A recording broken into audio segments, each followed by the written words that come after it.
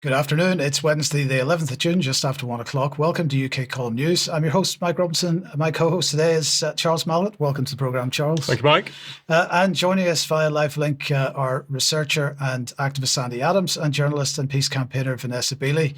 Today, we're looking at proposals for digital ID and how it's being sold to us. Charles and I have been doing a lot of research on this, and there's a lot to discuss.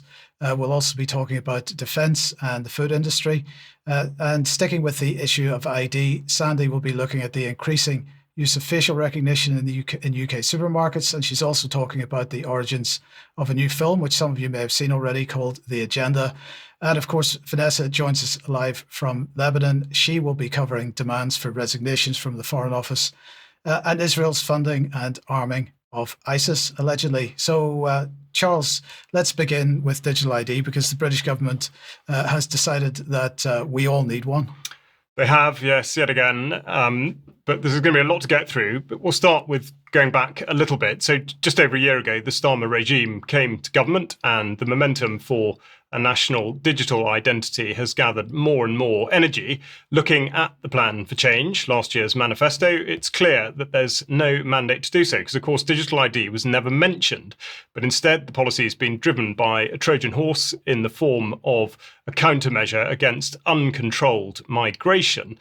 In April, a group of Labour MPs wrote an open letter declaring the need to secure our borders, and that the time has come for what they call an ambitious digital ID programme. So the clamour for greater control over immigration coincides with the release of end-of-year figures from the Office for National Statistics, indicating that net migration into the UK has dropped by half. Now, although one thing the ONS is unlikely to be accused of is accuracy, these figures are provisional, and there are all sorts of caveats, like the omission of the numbers of asylum seekers, for example. Last month, in what was a very obvious ploy to set the conditions for a universal digital ID, the government published a white paper on immigration, at the core of which was a control mechanism on which they say they are pinning all their hopes. They say we will strengthen border security by rolling out digital identity for all overseas citizens through the implementation of e-visas and new systems for checking visa compliance, replacing the former biometric residence permit cards. Now, the latest volley has been fired by Labour Together, a think tank which is inextricably linked with the Starmer camp, most obviously because of the current Chief of Staff at Downing Street, Morgan McSweeney, who has jumped directly from Labour Together into Starmer's inner circle back in 2020. In the executive summary, they state that 1 million people live in the UK without permission to do so, undermining Britain's social contract and sense of fair play. They go on to say that this is how a mandatory universal national identity credential, they're calling it BritCard, can help Britain control illegal migration and secure its borders. Now, platitudes are, of course, tossed out to appease the reader. Quote, "This is your country. You have a right to be here. This will make your life easier. It is at the heart of the social contract." And it goes on in that sort of vein. Now, in light of the perhaps inaccurate figures from the ONS, this might seem like quite the sledgehammer to crack this particular nut, as it's only explicit in its remit to deal with less than 1% of the UK population. Moreover, it appears to break with the line on digital ID until now, which is set out by the Office for Digital Identities and Attributes, which is categoric in stating that this kind of ID would not be mandatory and therefore not universal. Now, as a demonstration of how this kind of drift occurs, it is worth looking back to the words of Boris Johnson on the subject of identity. Back in 2004, he said, "If I am ever asked on the streets of London or in any other venue, public or private, to produce my ID card as evidence that I am who I say I am, when I have done nothing wrong and when I am simply ambling along and breathing God's fresh air like any other freeborn Englishman, then I will take that card out of my wallet and physically eat it in the presence of whatever emanation of the state has demanded that I produce it." And then, of course, we have the legislation from 2006, which was repealed by the Identity Documents Act 2010, which declares that no ID cards are to be issued by the Secretary of State at any time on or after the day on which this act is passed. So somehow this has not been considered in all of the back and forth and the propagandizing. Instead, the government has been pushing the notion on a persistent basis, with the actual delivery coming via stealth. And whilst it may be accurate to say that digital identity is not mandatory, it's perfectly clear that there are now a range of processes for which this is a prerequisite. It also looks like another instance in which the rise of reform has been turned to the advantage of the Labour Party, here, of course, capitalising on the theme of tough action on migration, thus capturing votes at the same time as convincing people that joining an ID scheme really will be convenient and secure. Now, the BritCard document is opaque on the subject of enforcement. There are many references to it, but no explanation as to how it will be achieved. And further, it's not at all clear how such a scheme could be made mandatory, or in what other ways a digital ID would affect the lives of those signed up to it. There's certainly no reference to the right to a private life, as enshrined in Article 8 of the Human Rights Act 1998. And the reality, of course, is that it's only ever been about surveillance, control, and money. Now, the recent analysis from the sector would appear to reinforce this. Nearly 300 companies are acting in this space, and they generated over £2 billion in the year 2023 to 2024, with 888,000 million gross value added and over 10,000 full-time equivalent employees. Now, given the use of migration as the vehicle to drive this forward, it should seem ironic that only 75% of these are headquartered in the UK, and that 34% of those, the digital identity firms, have a physical presence in international markets. So much for migration, in effect, or at least overseas issues. Now, finally, when one looks at how digital ID has been used to date, it's perfectly clear that the greater part of its use is related to a transactional arrangement rather than for any of the given reasons. This is precisely the same as with the COVID jab, which many people took in order to be able to fly or continue to work rather than for health reasons. This chart here shows that the primary reason for uptake is, believe it or not, to access online gaming or gambling accounts. And with regard to reusable ID, only 8% of this application concerns what's called proving the right to work or live in the UK. Now, I know Mike's got plenty more to say on this, but there really is a lot to cover, and I dare say we'll go over it in further detail in Extra 2. Just a quick correction. It's 888 million, not 888,000 million, of course. That's true, because that's not a number. Yeah. Yes, indeed. Okay, thanks. Charles, now, I thought it would be good to look at the mainstream sales job that on the issue of digital ID here. So here's Polly Toynbee in The Guardian, and she's suggesting that the BritCard project would cut down on bureaucracy, help guard our borders, and prove Labour has pride in digital identity. Now, correct me if I'm wrong, Charles, but Britain's identity has been based for quite some time on the idea that ID cards of any kind are the kind of thing we might have seen in Nazi Germany, and so have been opposed by multiple generations. Toynbee even recognises this. She wrote, "Papers, please. Those words strike terror in 1,000 war movies. Stasi or Gestapo officers are a breed apart from the unarmed plod who demand no ID cards from a free British people. So when the government contemplates a universal ID, it sends instinctive twitches down some spines." And my question is, do they think enough of the generations who remember this have died, and so time to press ahead? I suspect that's possibly the case. Or is this part of the preparations for the next war? That might be the case as well. Then we have Andrew Orlovsky writing in The Telegraph. He believes the digital ID cards could be Starmer's poll tax, referring to Thatcher's original attempt at local taxes, which resulted in just about everyone coming out onto the streets in protest. And he says here, but there are two serious problems. And they're set on a collision course. First, BritCard will be mandatory, so we'll be forced to use it or go off grid entirely. Second, and this should alarm us all, Labour Together proposes that BritCard will use the government's One Login digital identity service, which is mentioned 13 times in the proposal. This has become an expensive and sprawling government IT project that has engaged hundreds of contractors and cost taxpayers over £300 million. What we know about it is very troubling. Concerns have been raised about the security of the project at the deepest levels of the state. when we create a one login account, it hoovers up our personal identification documents. This ID becomes the key that unlocks other government services. So an insecure system has serious consequences. It not only puts individuals at risk of identity theft and impersonation, but also makes defrauding the government much easier. End quote. Now, Bloomberg here then points out that digital ID of all kinds is here, with a report on Sam Altman's eyeball scanning orb devices that Charles reported on a few weeks ago.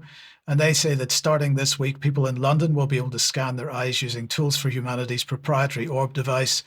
The company said in a statement on Monday, and the service will roll out to Manchester, Birmingham, Cardiff, Belfast, and Glasgow in the coming months.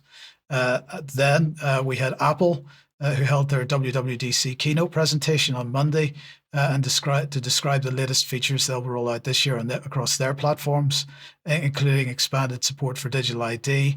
And I'll end by drawing everyone's attention to Big Brother Watch's campaign to get the Starmer regime to drop the whole insanity. Rebecca Vincent here, interim director of Big Brother Watch, said, "Make no mistake, the new digital ID proposal reportedly being considered by the government is another plan for a mandatory universal ID under a new guise. The so-called BritCard would fundamentally change everyone's relationship with the state, moving us towards a papers, please society," citing that phrase again, and putting a burden on all law-abiding people to prove our right to be here. This would mark a severe departure from Britain's long and proud history of resisting mandatory ID, but the debate about digital ID isn't really about migration. It's about access to and control of everyone's data. We urge Downing Street to reject this BritCard proposal and find alternative solutions to improving government efficiency that do not march the country towards a mandatory universal ID or otherwise trample the privacy rights of the entire population. Well, okay, the place to start with any campaign on this issue surely would have been the Data Use and Access Bill, which Charles has mentioned already. But it's too late to engage on that now because it's going through its final stages in Parliament and it's right on the verge of royal assent. So, this is all-encompassing legislation and it's just incredible how much this enables. But that is the basis of everything that's going on in this area. It absolutely is. And I think it speaks volumes that the only sales points or sales pitches concern absolutely everything but the merits of the system. It's either for going on computer games or gambling, or it's for migration, or at least figures that concern only 1% or less of the population, or it's for something entirely spurious that there is quite clearly not sufficient information or substance to be able to sell it properly. And I think it's known that if they tried that, it absolutely wouldn't work. People would reject it wholesale. There's no need, no point. And we just as a final point on this piece of legislation, it is an enabling act and it enables, as I say, such a broad use of our individual data. It really should have been campaigned much more stringently against from the beginning. But anyway, let's move on then and welcome Sandi to the programme. And a related topic, Sandi, because you've been looking at the issue of facial recognition. Yes, thank you, Mike. Again, it's privacy. Asda has come under fire for trialling live facial recognition cameras in its supermarkets, prompting a formal legal complaint from civil liberties group Big Brother Watch. Yeah, again, they've got their work cut out at the moment. The privacy watchdog argues that the retailer's use of biometric surveillance is unlawful and infringes on the data rights of millions of shoppers. Asda's trial began in March across 5 stores in Greater Manchester using technology developed by UK startup FaceTech. The system scans customers' faces against a watch list of alleged offenders compiled by the retailer. If no match is found, the data is reportedly deleted immediately. Critics say the move sets a dangerous precedent. Big Brother Watch describes the system as a high-risk intrusion into personal privacy, likening it to turning everyday shoppers into suspects. Asda's trial is deeply disproportionate and chilling, said Madeline Stone, the group's senior advocacy officer, warning of a broader trend of unchecked biometric surveillance spreading across UK policing and private sectors. The complaint argues that widespread deployment of LFR could have a profound impact on the data rights of tens of millions of people and urges regulators and government to step in before the technology becomes normalised. The controversy reflects a broader public unease over facial recognition. In the UK, the Ada Lovelace Institute has also issued warnings saying that LFR is being rolled out in a legislative void. The group says current UK laws are fragmented and inadequate to regulate such invasive technologies and called for urgent legal reform. The scale of biometric surveillance in the UK is growing fast. A joint investigation by The Guardian and Liberty Investigates found nearly 5 million faces were being scanned by police in 2023 alone, resulting in over 600 arrests. Now LFR is being trialled not only in supermarkets but also in sports venues and high street chains like Budgeons and Sports Direct. Most retail use cases, especially for marketing, surveillance or general customer tracking, are unlikely to meet these standards and would likely be ruled unlawful if tested in court. So I noticed that my local Home Bargains store were using live facial recognition. They alert customers with a small notice on the entrance that, frankly, most people wouldn't see, saying it was for your safety. Your facial recognition data is captured when you enter the store. If it doesn't match their banned list, it's supposedly deleted automatically. But how can you be sure? This requires a boycott of Home Bargains and any store that's rolling out this technology without consent. This is a recording of me challenging the manager of Home Bargains. Oh, hello. Sorry, I just noticed you've got facial recognition. Yes. What happens if you don't want your face to... Because it's automatic as you walk in, isn't it? Yeah. So what can one do about that? Because it's actually against my privacy to record my face without It doesn't permission. store anything. So what it does is when you come in, it scans it and then it checks it against a database.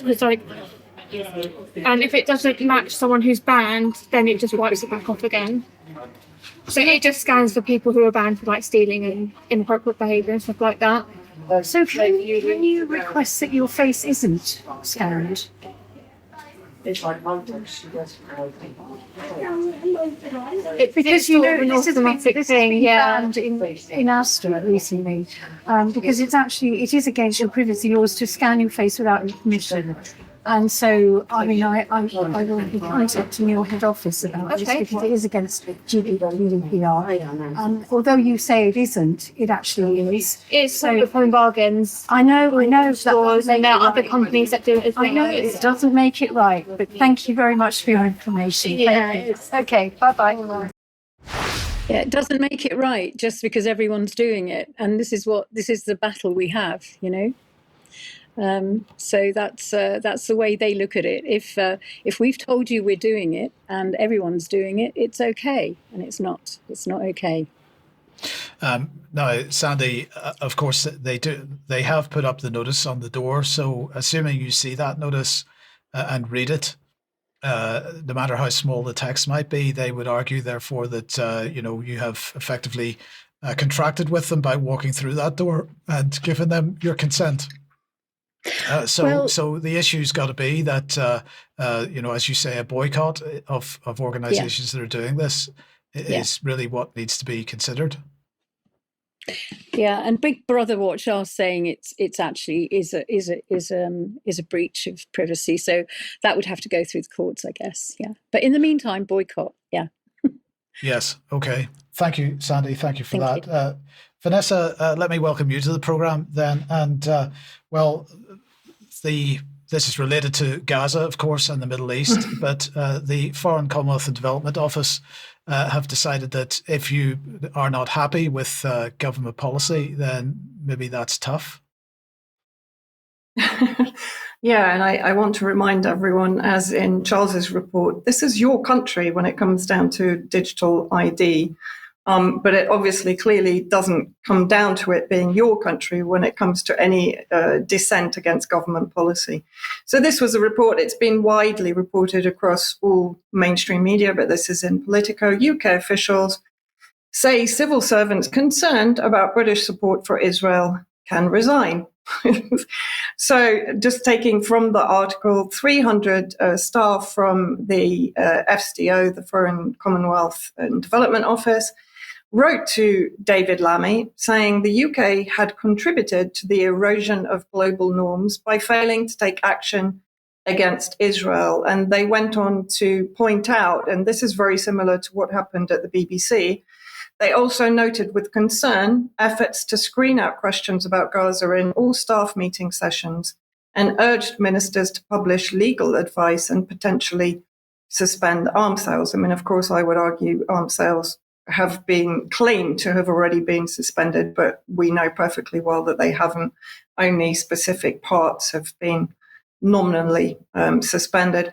So who responded to this? First of all, Ollie Robbins, who's the UK Foreign Office Permanent Undersecretary, so advisor to the government. If your disagreement with any aspect of government policy or action is profound, your ultimate recourse is to resign from the civil service. This is an honourable course. So absolutely no, concept of discussion or taking people's points on board. 300 is a relatively high number of civil servants who've come forward. Quick look at who Ollie Robbins is. He was managing director of Goldman Sachs 2019 to 2023, so for 5 years. He led international negotiations on G8, the Five Eyes Intelligence Alliance, Brexit, and he advised 4 prime ministers, including during the financial crash of 2008. And just very quickly to look at Goldman Sachs's role in supporting Israel since October the 7th. This is an investigation by BankTrack. 7 underwriters of war bonds instrumental in enabling Israel's assault on Gaza. New research finds. This is very recently published. And let's have a look at who heads that list. Of course, guess what? Goldman Sachs, by far the largest institution listed, having underwritten more than $7 billion in Israeli war bonds since October the 7th. But it also includes the Bank of America, Deutsche Bank, BNP Paribas, Barclays, and JP Morgan Chase. And I think Citi is up on that list also. And then Nick Dyer, who was the other second permanent undersecretary to go back at the civil servants. And this is taken from the article. They warned civil servants that while there was no problem having criticisms of government policy, their job was to deliver the policies of the government of the day wholeheartedly. And for me, I don't know how you feel, but there's a sort of subliminal threat in that statement that if they don't wholeheartedly support government policy, of course they can resign or they can be pushed out. Nick Dyer and Ollie Robbins have been supporting wholeheartedly UK efforts to go to war with Russia and Ukraine. This was from April the 17th on X. At Nick Dyer's account. Last week, I visited Kiev to reaffirm the UK's unwavering commitment to Ukraine, speak to our partners inside and outside government, and spend time with staff at UK and Ukraine. Very similar wording, of course, to the statements they make about their unequivocal support for Israel.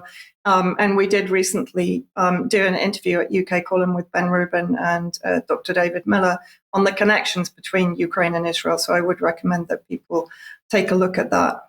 And of course, this goes back to the over 100 BBC staff accused the network of pro-Israel bias in their Gaza coverage. And of course, we can't really divorce the BBC from government itself. And so it's interesting that there is mutiny both within the BBC and within the government itself. And then this is basically from the Middle East, or the Minister for the Middle East. Yesterday, Israel and the occupied territories, Minister for the Middle East statement to Parliament on UK sanctions on Israeli government ministers, Itamar Ben-Gvir and Bezalel Smotrich, who of course are considered to be the furthest right extremist members of Netanyahu's government, who have been, let's say, at least encouraging the reformation of the former Israeli terrorist factions, Ergun and Stern, under the control of Ben-Gvir in the occupied territories.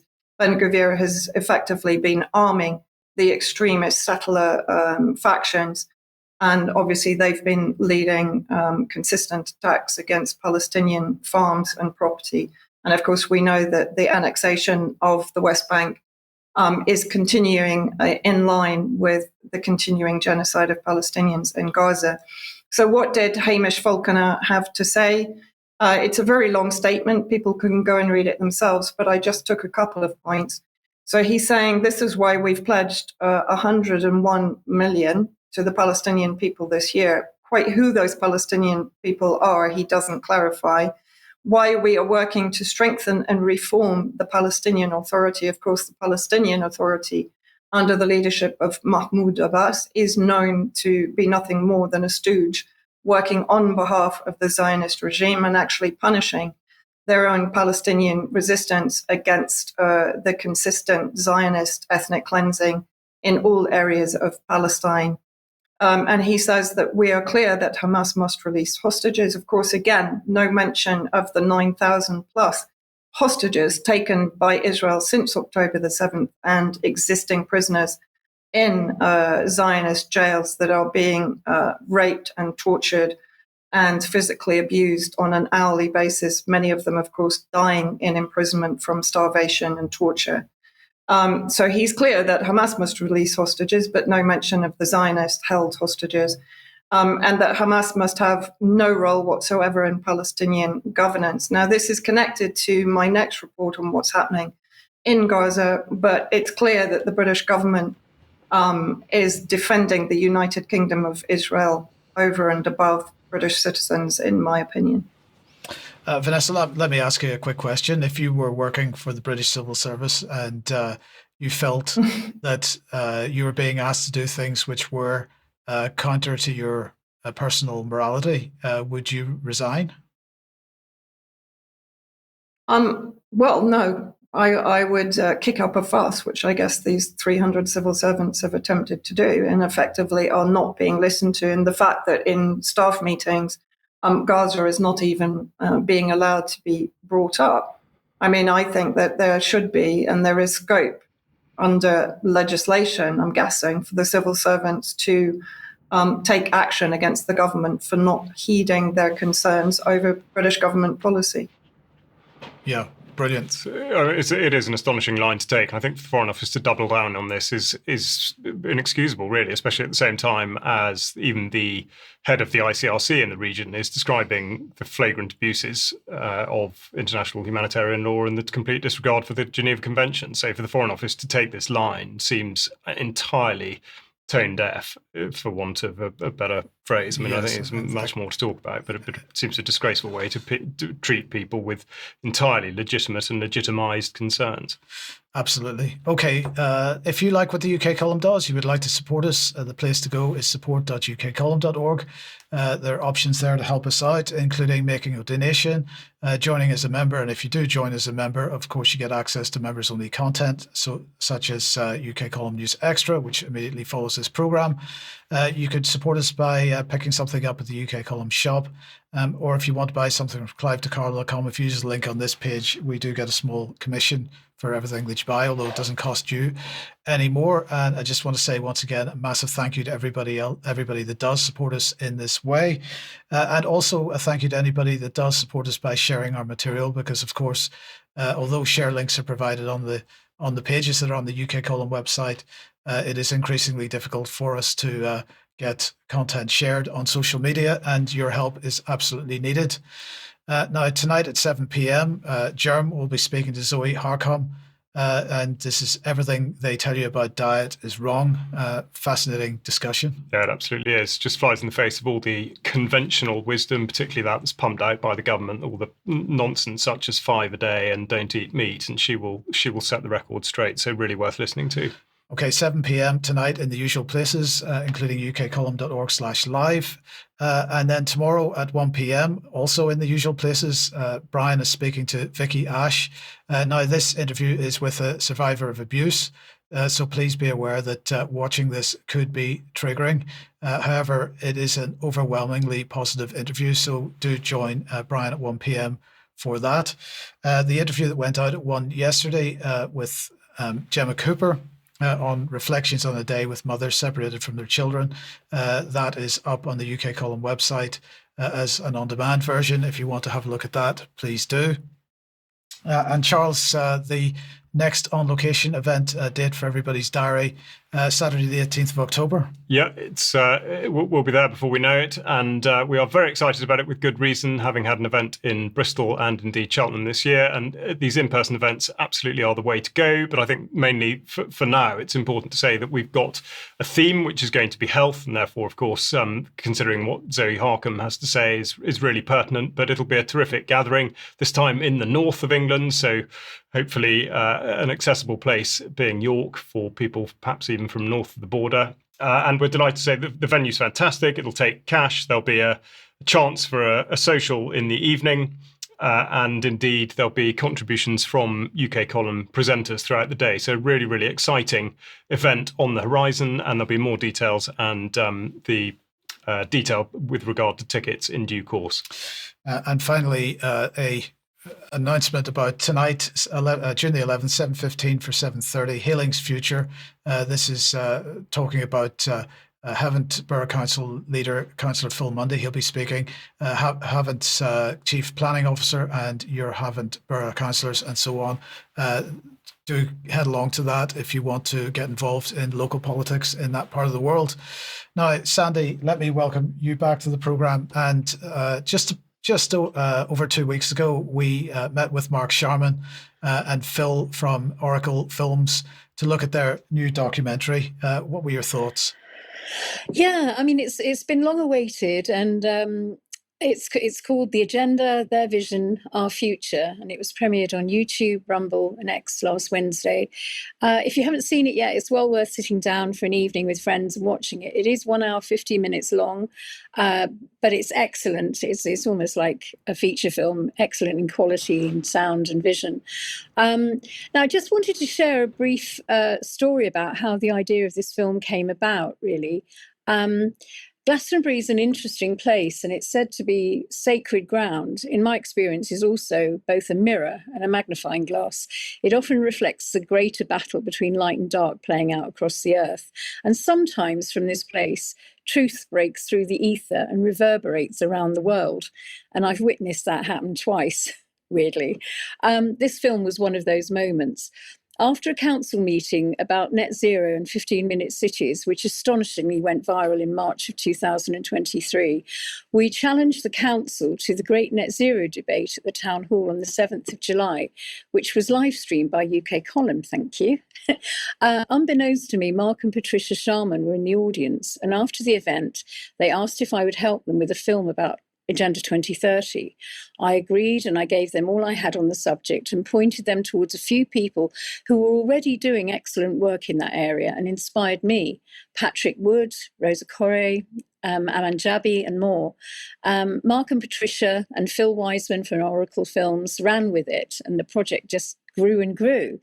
It was a real learning curve for them too, but after 2 years of extremely hard work, the result is nothing short of a masterpiece. It's amazing.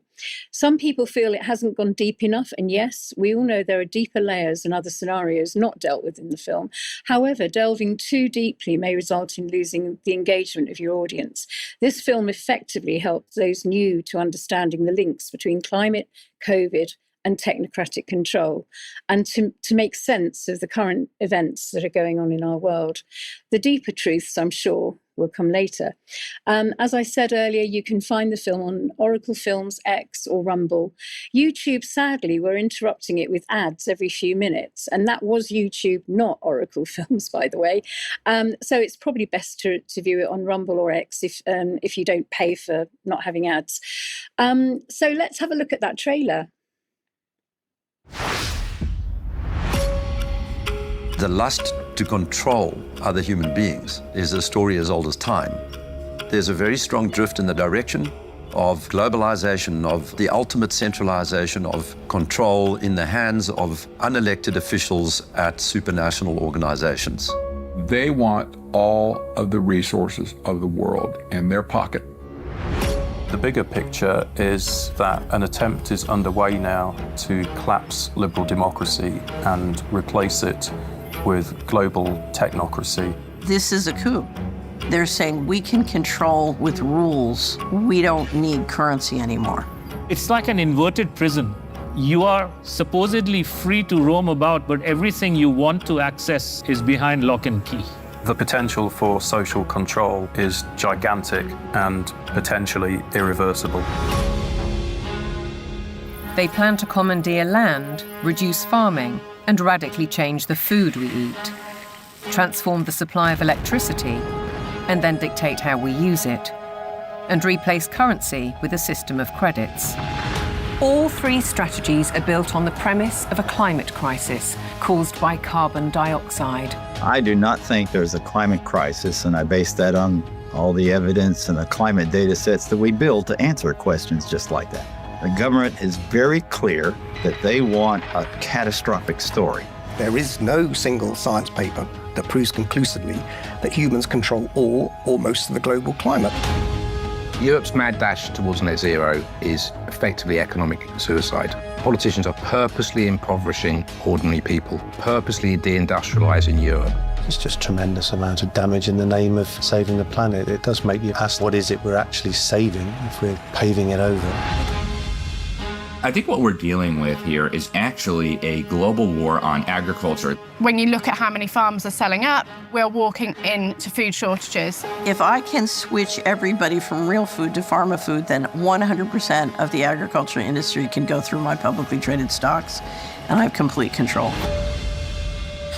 This is the biggest public relations scam in the history of the world. But it's far more than that. It's a blueprint. It is the action plan. All life on Earth is going to be radically changed.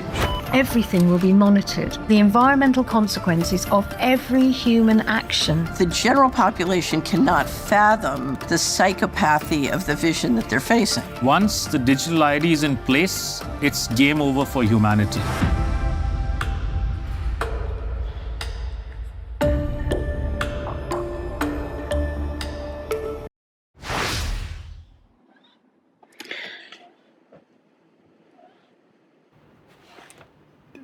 So, Sandi, it is a fantastic film, and we absolutely recommend everybody watches it. Yeah. No, it really is great for people who. It's beautifully produced, and for people who really need to join the dots, and there's a lot of them. You know, this has the capacity to really wake up millions of people all over the world, and start their journey into really understanding what's going on. And I think they've done an amazing job. I really do. Yeah, thank you. So the message from us is absolutely share it. Now, let's move on then. NATO head Mark Rutte was in the UK on Monday. He visited Chatham House, where he delivered a speech on building a better NATO. He welcomed Keir Starmer's Strategic Defence Review for its NATO first orientation. And he said he was really impressed by Starmer's plans. He was asked if the UK should increase taxes even further to fund the rearmament programme. So let's have a listen to what he had to say. Well, it's not up to me to decide, of course, how countries pay the bill. I mean, what I know is that if we want to keep our societies safe, and look, if you do not do this, if we would not go to the 5%, including the 3.5% core defense spending, you could still have the National Health Service, or in other countries their health systems, the pension systems, etc. But you'd better learn to speak Russian. So if that didn't have you in stitches, I'm not quite sure what will. But, what's he saying here? If we want to keep our societies safe, I wasn't sure that. I mean, this is a narrative that we keep hearing, particularly since COVID, that government is here to keep societies safe. He went on to say, we will build a better NATO, one that's stronger, fairer, and more lethal, so that we can continue to keep our people safe and our adversaries at bay. And this is the same narrative, exactly the same narrative as from the Strategic Defence Review. Is this the role of government or NATO for that matter? Anyway, according to Rutte, it's all about the supposed Russia threat Russia could be ready to use military force, he said, against NATO within 5 years. 5 years, he went on to say. Let's not kid ourselves. We're all on the eastern flank now. The new generation of Russian missiles travel at many times the speed of sound. The distance between European capitals is only a matter of minutes. There's no longer east or west. There's just NATO. Now, of course, we don't need to concern ourselves with the fact that NATO is more than 1,000 kilometers closer to Moscow than it was during the Cold War, and that Russians have been warning for decades about what that would mean. But Rutte also mentioned China, which he said is also modernizing and expanding its military at breakneck speed, and so on. I mean, he just went on like this for the whole presentation. Now, as for what NATO, the alliance itself, needs, it needs a 400% increase in air and missile defense, millions more artillery shells, a doubling of logistics, supply, transportation, and medical support capabilities, more jet fighters and tanks, drones, long-range missile systems, and so on. It is clear, he said, if we do not invest more, our collective defense is not credible. Spending more is not about pleasing an audience of one. It's about protecting 1 billion people. And so the question then is, how is this going to be paid for? Well, let's have a listen. The facts are clearly there that Russia is able, within 5 years, to mount a credible attack against NATO territory if we do not now start to take these decisions. And then, of course, there is the issue how to finance that. Well, that's up to national politicians. And they're always, I mean, when I was in politics, you had 3 sources to do this from. One is taxation, another is savings elsewhere, and the third one is a higher deficit. I mean, in the end, politics is making choices in scarcity. This is why you choose your politicians, and then a centre-left politician will make different choices from a centre-right politician. But okay, that's up to the national government. But my point is, we've got to do it. Facts are clearly. So he was definitely encouraging. Starmer to increase taxes, but deficit spending. We've seen recently the removal of limitations on deficit spending in Germany, and this is increasingly going to be something that we're looking at, more and more debt. I would imagine that the speculators are getting very excited, at the thought of what all this is going to mean for stock prices of defence contractors, as you pointed out last week, Charles. But in the meantime, there's been some pushback around Europe. The Madrid Assembly Against Rearmament and Militarization, a coalition of more than 70 groups, held a rally in Madrid on Saturday against the EU's rearmament drive. There were about 68,000 people on the streets. It was the largest anti-war protest in Spain for quite some time. And to quote them, they said, "We view with concern and anger the warmongering drift that EU leaders and governments have embarked upon, trying to drag the peoples of the continent into it. The hidden objective behind the tangle of media intoxication is, after having plunged our productive economy into deep crisis, to justify to the public a huge transfer of public funds to the death industry." And so they ran with slogans along the lines of no to war budgets, no to rearmament, no to the militarization of society and the economy, military spending for social purposes. They instill fear on us and sell us, quotes, security, and they're bang on the money with most of that anyway. Now, the EU's promotion of the so-called 72-hour survival kit was given as the best example of this kind of thing. And as I said, this was a coalition of groups. They all agreed on the anti-war message. Many groups chanted and carried banners calling for NATO bases to be thrown out of Spain, although reportedly not everyone was quite on the same page on the NATO question. But nonetheless, they got together to run this. And just to finish this segment, we'll mention this article here. This is from The Guardian. Britain has escalated the global nuclear arms race and is bringing us closer to Armageddon. This is Simon Tisdall absolutely making this point very strongly, that the Strategic Defence Review is an act of insanity. And we need to go then finally to Lord Robertson, the key author himself, who's absolutely now suggesting that Britons must be prepared to fight for their country. I don't think so, George. No, I mean, I wouldn't think so either. And that seems to be borne out by the feedback we've had sort of across the board, and also looking at what Luke Pollard, Armed Forces Minister, announced the other day in terms of absolutely dropping the standards for entry into the armed forces. So it's not looking good. And I think also, to go back to the Guardian article, it's interesting to see that probably for one of the few times in recorded history, the Guardian seems to be on the same page as the Russian administration in deeming the UK as responsible for warmongering and warmongering. Yes, indeed. Vanessa, let's come back to you. Welcome back. And let's talk about the latest from Israel and Gaza. Yeah, well, shock horror. There are reports that Israel, or rather Netanyahu's regime, is funding ISIS in Gaza to attempt to overthrow Hamas, or to at least muddy the water. Of course, Israel was also admitted to having funded and armed the various groups fighting to overthrow the Syrian government, and those included ISIS and Al-Qaeda. So here it is, Avigdor Lieberman accuses Netanyahu of arming ISIS-linked militias in Gaza.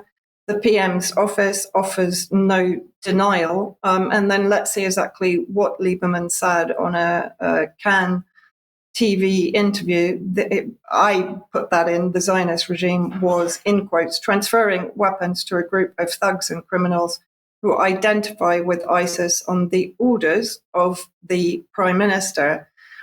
So let's have a look at who this group is very quickly. Abu Yasser Shabab is the leader. A resident of Rafah in southern Gaza declared formation of a new armed force, which identifies very much with ISIS ideology, operating under the Palestinian legitimacy, allegedly, that received the blessing of the Palestinian Authority leadership. So let's go back to the fact that the British government has been recently working hard to develop collaboration with the Palestinian Authority. So is the British government effectively, by default, also supporting ISIS, that is collaborating with the PA in Gaza? A question that should be raised potentially with the British government itself. Netanyahu has come back and actually confirmed that Israel is arming effectively ISIS. He determines them to be clans in Gaza to fight Hamas after Lieberman's allegations. So effectively, they have admitted it. And what did his office actually say in this article in the Jerusalem Post? These statements must be a glaring red line for anyone. So that, in other words, they're attacking Lieberman, outing them. For anyone who cares about the security of the state. They harm, first and foremost, our soldiers and put hostages at risk. Israel's interest is to protect soldiers by using whatever means possible. So a very sort of convoluted statement there put out by Netanyahu to try and defend the fact that he is, while claiming to be fighting terrorists in Gaza, he's actually now funding and arming terrorists in Gaza to fight terrorists in Gaza. I mean, you can't sort of make this stuff up. And recently there was a video circulating on social media in the last 2 days, which show the ISIS factions opening fire on the aid queues, which of course is a lure, it's a trap to bring out the young men from the remaining so-called safe zones in Gaza that of course are not safe zones at all. They're being routinely bombed.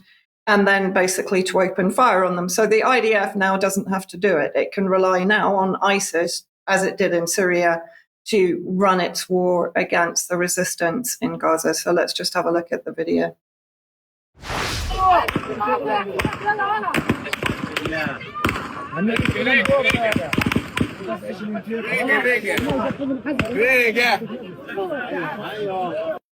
هاي ولاد شعبنا، هاي بطاط قاعد، ولاد شعبنا، هاي من لحم ودم، هذا من لحم ودم اجا. حسبي الله ونعم الوكيل. هاي هذا من شعب الذنب، هذا الذنب يا ولاد الحرام. هذول بدهم الذنب، وشردوا كلهم شردوا، كلهم شردوا. هايهم حسبي الله ونعم الوكيل. يا شباب يا شباب، حسبي الله ونعم الوكيل. الذنب هذا الذنب ابن بلدي، هذا الذنب. So it's not enough that they're deliberately starving Gazans while bombing them, burning them alive. using weaponized aid against them, and now bringing in terrorist factions that, the West is condemning in Syria, allegedly, while, of course, they are also funding and arming them, to carry out strikes against young men that are going to gather aid for their families out of desperation. I mean, I don't know, this entire situation just seems to descend into greater and greater sadism and humiliation of the Palestinian people. And silence from the anybody that's helping to promote the Israeli cause, Vanessa, on the issue of the working with yet another extremist faction. Yeah, I mean, absolute silence. Nothing from the West. It's business as normal, apparently, and civil servants are not allowed to object. Yes, incredible. Charles, let's move over to you then. And we've been covering the issue of the Holocaust Memorial Bill and the government's desire to build a new memorial towards the Holocaust in the centre of London for quite some time. What's the latest on that? Well, as of today, it goes to the report stage in the House of Lords, and this will enable us to give a further insight into the intense politicisation of the issue and the apparent desperation which successive governments have tried to push through an initiative that was, importantly, rejected by the Planning Authority, and for very sound reasons. Now, the latest development is that the co-chairs of the Holocaust Foundation have been sending out letters to garner support for the proposed memorial, and some of these are very much worth mentioning because of who they've gone to and the language used. Now, it's fair to say, I think, that some of the language used in that letter is strong. In particular, quote, "The United Kingdom is a leader in the global response to Holocaust denial and distortion. The uniqueness of the Holocaust must be preserved in memory. There are too many countries attempting to rinse their history through the Holocaust. Interest groups hijack the language of genocide for petty and sometimes sinister reasons." End quote. Now, of course, in this fairly long letter, they're very cautious to avoid any of the issues of the direct controversy, such as the destruction of the Victoria Tower Gardens, or indeed the planning process, which has been an enduring and so far unsuccessful issue.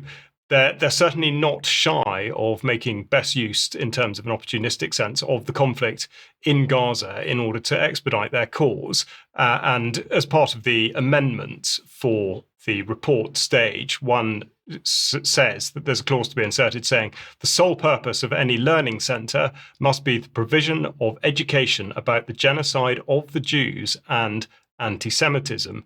Now, also going into looking at the letters and the recipients and the responses, when one considers sort of independence and due process, I think it should be of concern. There's been interaction with the Metropolitan Police Service, who really should be remaining independent of any such decision-making. But nonetheless, there's a reply in there from Matt Jukes, who's now Deputy Commissioner, and he concludes by saying, overall, although security arrangements will need to be extensive, we consider that the proximity to Parliament brings as many benefits as risks from a security perspective. And he goes on to say he looks forward to discussing it further with you.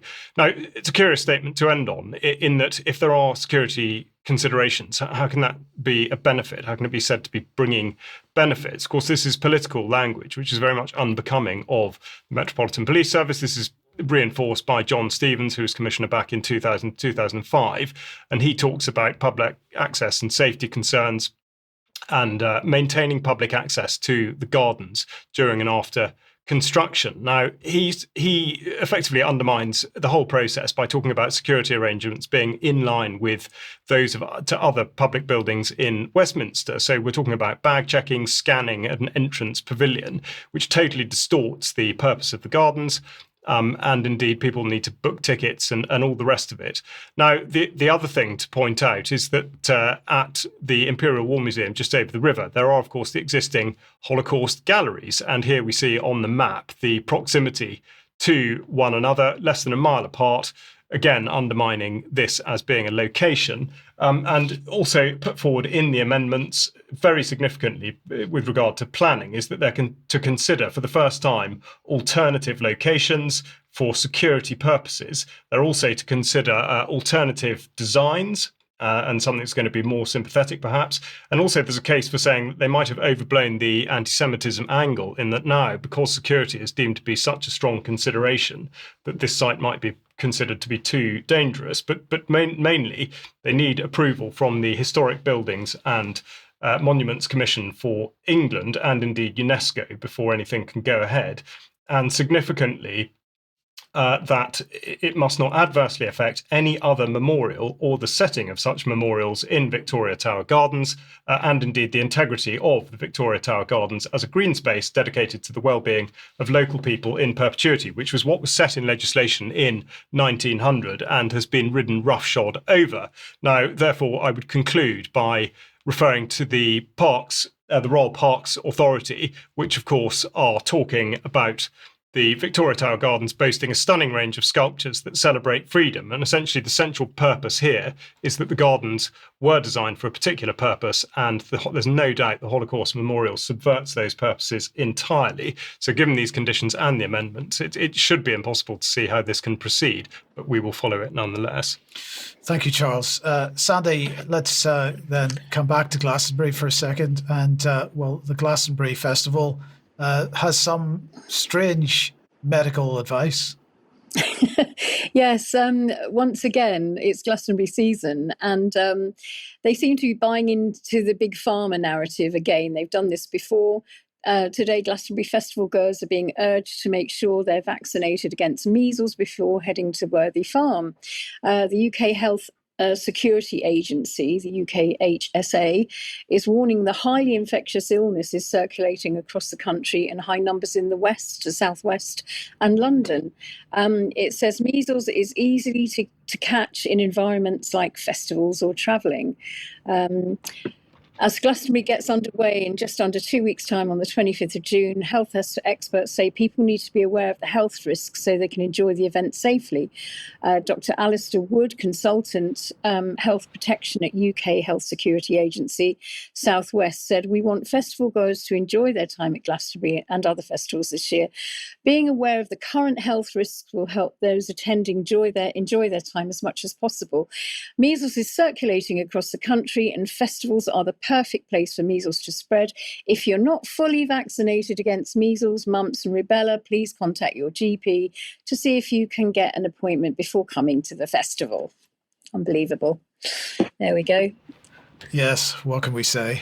They Yes. keep banging this drum, don't they? They absolutely Yeah. do, but it's a drum that yields loads of money, so keep banging it. Absolutely. Okay, well, look, we'll end then today with animal health. And, well, in fact, we're not really talking about animal health, but we're talking about slaughtering of animals here. We are, but the overall issue being that of animal welfare, which the government makes great claims to care about. And on Monday, there was a debate in response to a petition which had received over 100,000 signatures, and the title was to ban non-stun slaughter in the UK. Now, this should have led into a discussion about animal rights, but in fact, the reality was rather different because, and this is not to criticise the starter of the petition, but it turned into a rather divisive debate, more concerned with people than practices. The current law, of course, states that in both commercial and home slaughter settings, there is a religious exemption in that this mostly affects the Jewish and Muslim faiths, in that non-stun slaughter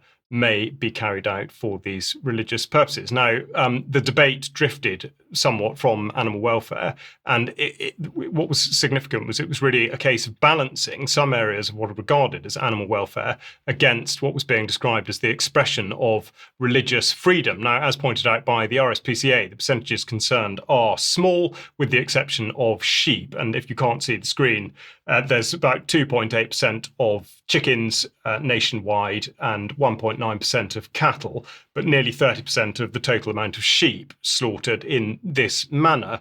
So the issue kept returning to Judaism and indeed Islam, and therefore the people involved. There were lots of contributions from Jewish and Muslim MPs putting forward their case. But what did drop out of it was, of course, the fact that the government really pays lip service to animal welfare in the wider context. So there was no broadening of the debate, as indeed there should be, one might say, about the treatment of animals in life, in commercial farming, and indeed in death, because, of course, the vast majority of animals are not killed in this manner, but there are certainly problems within the system. The other thing, again, not discussed at all, was slaughter on suspicion, which we've covered a lot with regard to bird flu, and the number of birds have been destroyed with techniques such as expanding nitrogen foam or indeed gassing. So this is all part of the sort of rather confusing agenda as to whether we should or shouldn't eat meat and whether we should or shouldn't be afraid of animals, something that seems to be encouraged and discouraged by government at the same time.